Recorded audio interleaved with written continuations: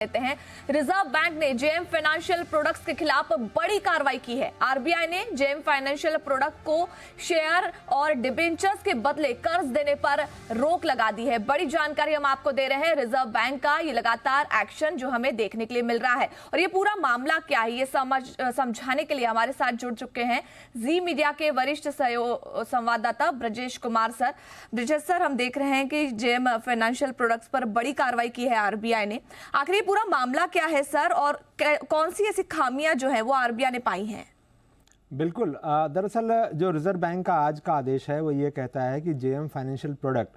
जो कि RBI registered एक एनबीएफसी है, कैपिटल मार्केट में फाइनेंसिंग का काम करती है, उसके ऊपर रिजर्व बैंक ने ये पाबंदी लगाई है कि वो जो आईपीओ हैं या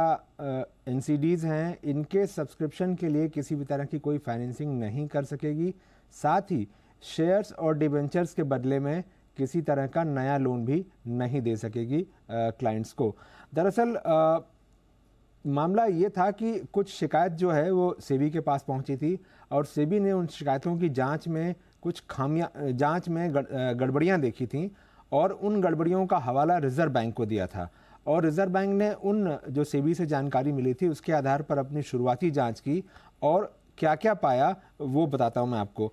ये पाया कि आईपीओ और एनसीडी के सब्सक्रिप्शन के लिए जो फाइनेंसिंग होती है इसमें गड़बड़ी हो रही थी। चुनिंदा ग्राहकों को बार बार आईपीओ के लिए एनसीडी के लिए फंडिंग कर रही थी ये एनबीएफसी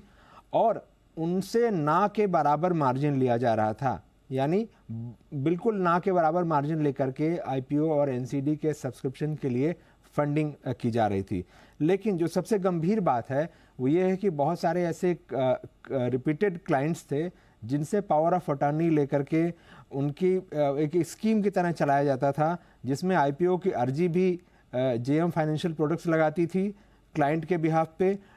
उसका डीमैट भी ऑपरेट किया जाता था, उसका बैंक अकाउंट भी खुद ही चलाती थी और एक मास्टर एग्रीमेंट टाइप का होता था जहां पर जो क्लाइंट था उसके कंट्रोल में कुछ नहीं था, सब कुछ यही जेएम फाइनेंशियल प्रोडक्ट्स ही करती थी। ये रिजर्व बैंक ने पाया, यानी कि जो कर्ज लेने की अर्जी थी वो भी यही कंपनी लगाती थी और जो कर्ज देना था वो भी यही कंपनी करती थी। तो ये एक तरह से रिजर्व बैंक के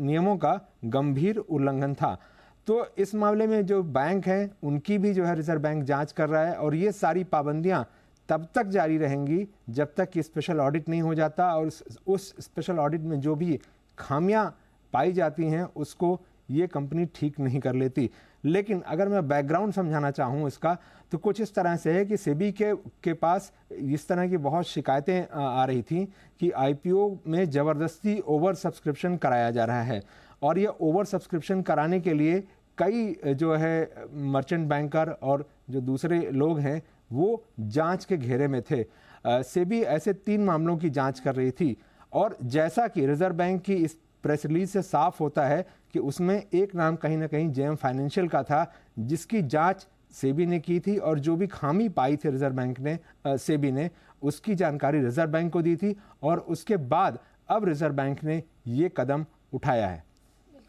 शुक्रिया सर इस पूरी अपडेट के लिए।